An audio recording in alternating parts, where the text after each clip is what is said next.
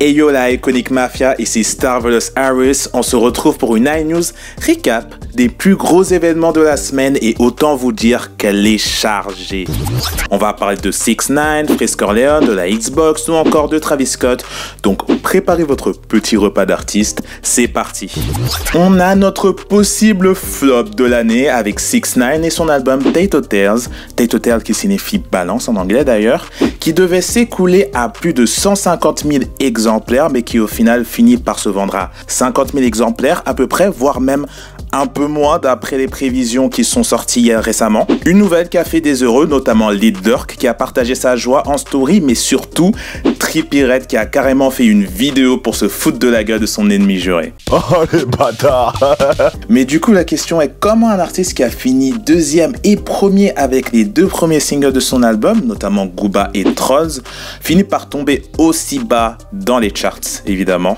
On a bien quelques idées. Déjà, aucune promotion ou mise en avant sur les plateformes de streaming et aucun passage à la radio, chose dont il s'est plaint, en vidéo d'ailleurs. Ensuite, il y a la technique des bundles qui a été supprimée par Billboard et il faut dire qu'il comptait beaucoup dessus. Enfin, on regarde ses stories Instagram et tout le reste, c'était du genre « achetez mon hoodie, achetez mon t-shirt ». On se croyait au marché à ce stade. Et enfin, soyons honnêtes, son album n'est pas ouf, mais genre vraiment pas ouf, ce qui n'invite pas vraiment à la réécoute, donc évidemment moins de streams. Les chiffres ne sont pas encore officiels à l'heure où on parle, mais les prévisions sont proches, voire très proches de l'annonce officielle des chiffres. Il y a assez peu de chances qu'on soit loin de la réalité au niveau des prévisions qui ont été données. Le retour de 6ix9ine n'est pas si ouf que ça.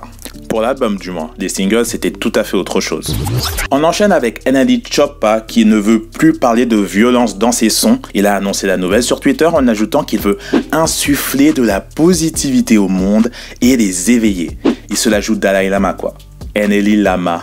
Toutefois, malgré cette annonce, il a tenu à préciser que certains sons plus hardcore entre guillemets allaient tout de même arriver, mais qu'il s'agirait de sons qu'il a enregistrés avant son fameux post. En bref, fini les shots à flow où les guns volent dans tous les sens.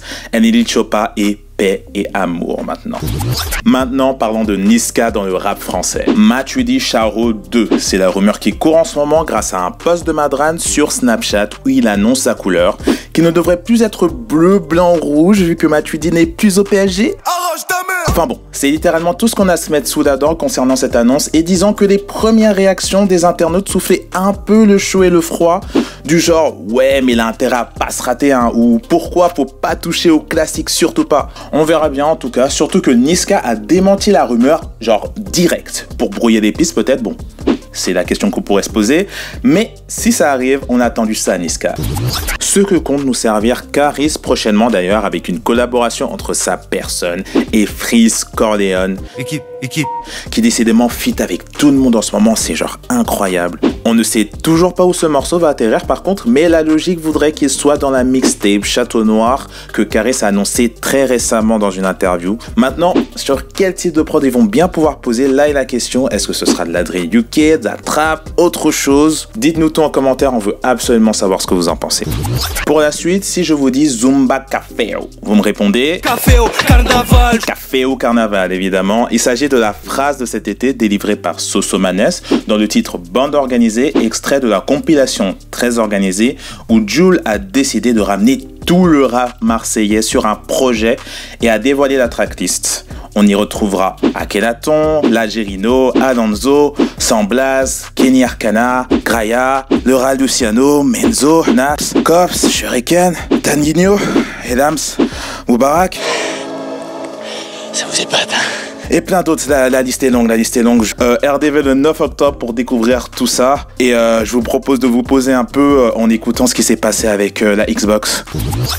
Après un nombre incalculable de leaks, Xbox a enfin levé le voile sur l'arrivée de la Xbox Series S. Mais genre tout d'un coup, sa date de sortie, son prix, les prix de la Xbox Series X, on a été servi. Mais avant tout, vous vous demandez peut-être ce que peut bien être la Xbox Series S. Tu demandes à ton père, il va te dire.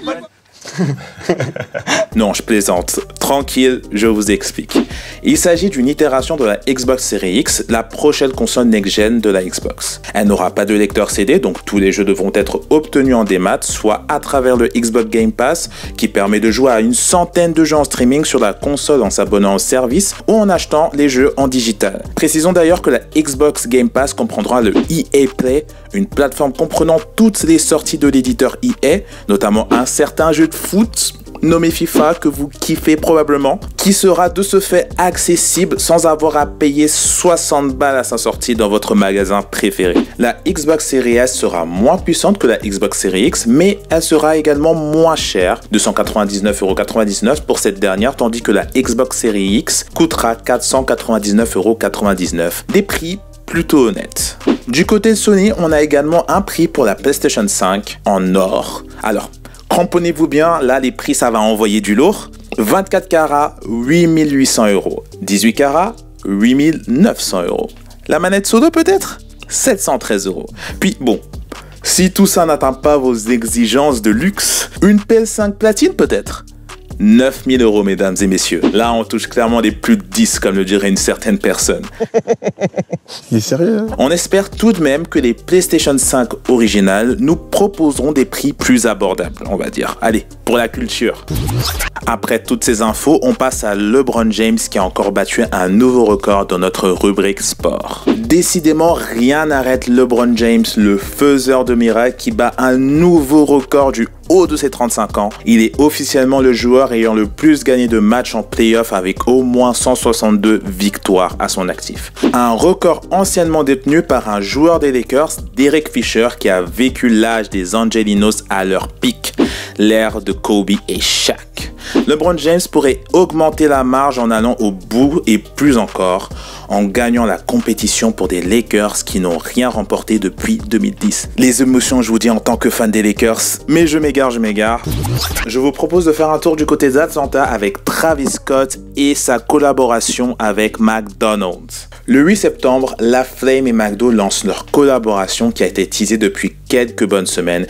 Et évidemment, c'était le cirque, fallait bien s'y attendre. Des gars qui campent toute sa nuit pour manger un sandwich à 6$ ou tenter de le revendre à 121$ sur les internets. Une foule monstre pour aller choper le menu, le tout amplifié par la présence du seul et unique Travis Scott dans l'un des fast-food pour servir des menus en soum-soum ou bouger la tête comme un ouf avec ses fans. Du Travis quoi. Mais cette collaboration, ce n'est pas juste un menu, c'est également un grand nombre de merch qui étaient disponibles sur le site internet de Travis et on avait tout et n'importe quoi. Notre préféré, le coussin nugget qui doit bien donner la dalle la nuit. Sinon, il y a des t-shirts, des maillots, des shorts et même un carton style Happy Meal à 30 balles. Moi, 30€, ça me va, moi. Sans compter les frais de port, bien sûr. Sans compter les tickets resto.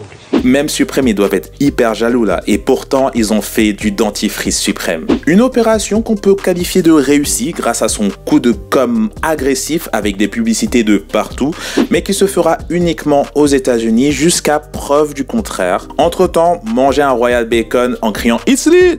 c'est littéralement la même chose. Voilà, c'est fini pour les grosses news de la semaine. Ne zappez pas les albums qui sont sortis, soit le nouveau NBA Youngboy, Ichon, Conway the Machine de Griselda, et c'est tout, je crois. Pardon, jeune homme. Évidemment, Freeze Corleone. On vous a tout dit sur nos réseaux de toute façon, donc vous pouvez aller voir ce qui se passe. Allez jeter un œil à nos dernières vidéos aussi. Chris vous parlait de Still Dre de Dr. Dre vendredi dernier. Il y a aussi la vidéo sur Leto. En bref, du lourd. D'ici là, moi je vous dis ciao et à la prochaine.